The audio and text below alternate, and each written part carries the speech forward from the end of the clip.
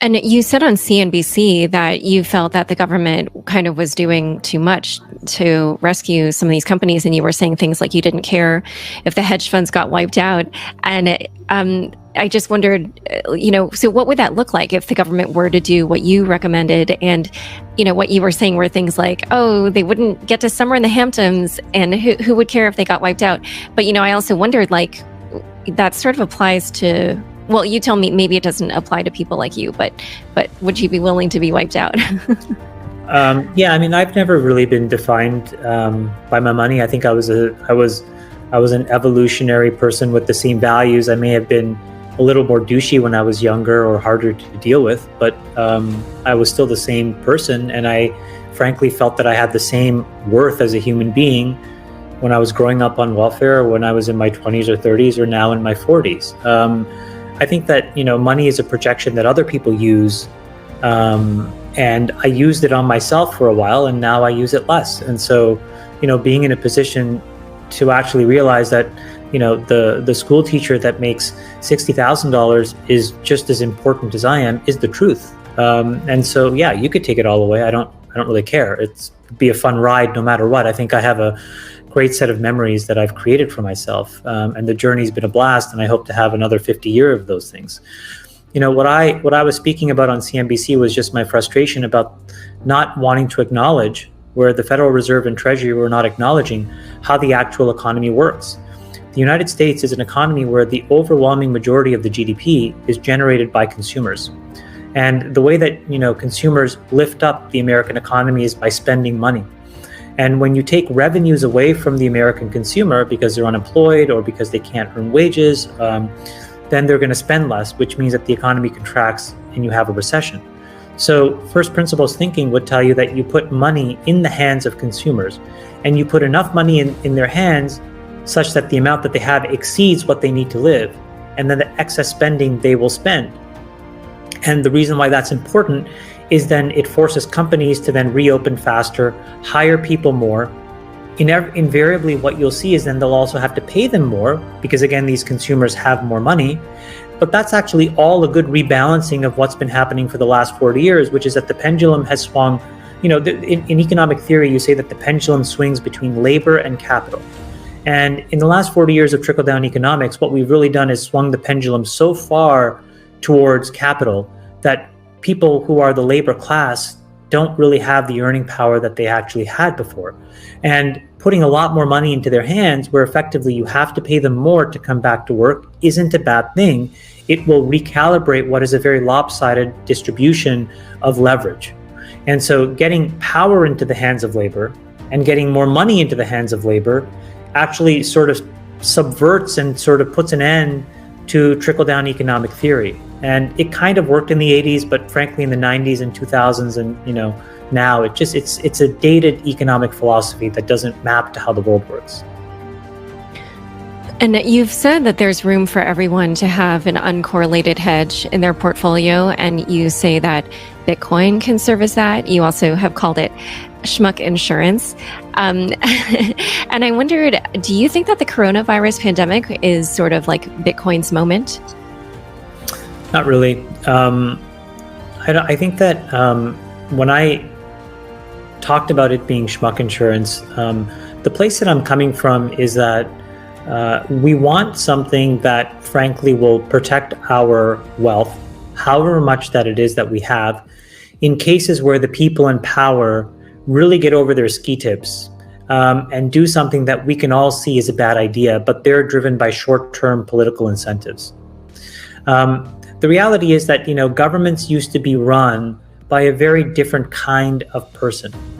And in some countries today, I would say that, it harkens back to how it used to be. So, for example, if you look at Singapore, the smartest people that graduate and, some of the most capable individuals go into the bureaucracy and work for the Singaporean government. I don't think that we could all look ourselves in the eye and honestly say that that's necessarily true in Western democracies. It's a kind of person that really excels in public relations or, winning elections. It's not necessarily people who excel at governance or legislation.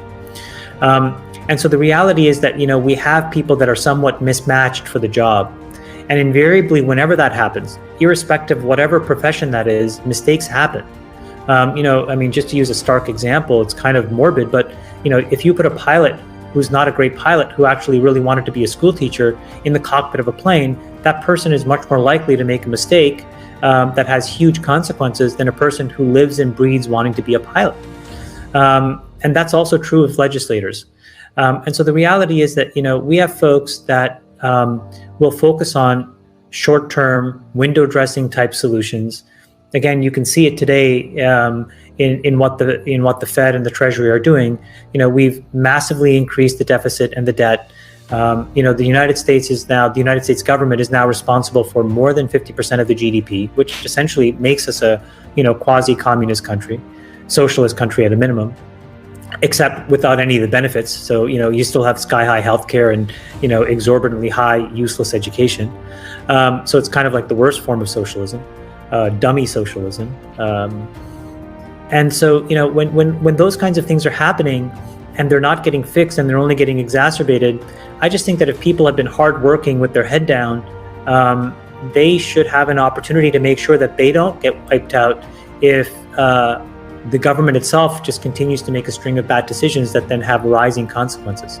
And Bitcoin, to me, is the only thing that I've seen so far that is really fundamentally uncorrelated to that decision-making process and to that decision-making body. Because at the end of the day, any other asset class, equities, debt, real estate, commodities, they're all tightly coupled to a legislative framework and an interconnectedness in the financial markets that brings together many of the governments that are sort of behaving this way. And so it's almost like a bet against the ruling class in some ways, and making sure that you have a small amount of insurance, because insurance is not something that pays off 50 cents to the dollar. The insurance is something that pays off, $1,000 to $1. You want these massive asymmetric payoffs because you want to be sure that a small amount of insurance can basically make you whole. And that's why I just think that, you should take 1% of your portfolio, put it in Bitcoin. Never look at it. Don't look at the price. Don't look at anything, and hope that 1% goes to zero. Then you have the 99%. But in the case where that 99% goes to zero, that 1% will probably be worth 120%, and you'll feel like a genius. But I guess what I'm confused about is, if you feel that the government isn't handling the coronavirus response, in terms of, handling the stimulus and dealing with the economic fallout in the best way, then why is it that you feel that this wouldn't be the moment when that uncorrelated asset would be something that people could turn to? Look, the government has done, depending on how technical you want to get, 6 or 7 forms of quantitative easing since the great financial crisis. So we could have picked any one of those moments and said, this is Bitcoin's moment. And what I'm trying to get across to you is that, there is no seminal event. And I think that people waiting for a seminal event probably create more speculation than is healthy for Bitcoin. I think that, this is a parade of terribles. It's a bunch of small things that eventually add together, bring down the entire, way in which we think the financial infrastructure of the world works. We will lose credibility in it. There will not be a single thing, Laura, that you'll be able to point to. This will be the sum of many, many bad decisions. And it's the compounding of bad decisions. And, historians will try to pinpoint an event, and I think it'll be not worth the time. I just think that this is it's a pattern. And, when you see the pattern, I think you just have to be prepared to hedge it, be on the other side of it, hope the pattern stops, because quite honestly, if your Bitcoin bet pays off, it will be cataclysmically destructive for the world. And that'll have enormous consequences to many people that we all know and care about who weren't hedged.